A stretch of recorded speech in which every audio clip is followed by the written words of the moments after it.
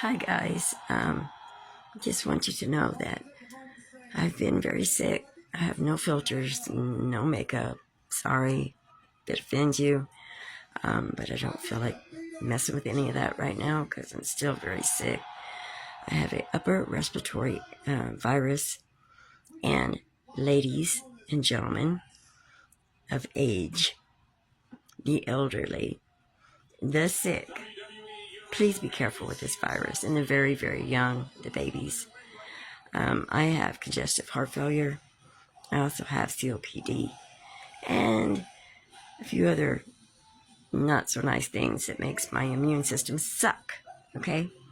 So, I got this and I've been very sick. I couldn't breathe, couldn't talk, and I'm getting over it, but I want y'all to be aware that this is out there. Please be safe. Please take care of yourselves. My son has this now and I have to take care of him. So, ignore the fact that I'm not wearing makeup, guys. Sorry. 63-year-old woman here, sick. So, not doing it today. I love you guys. And remember always, Jesus loves you. Be safe. Bye.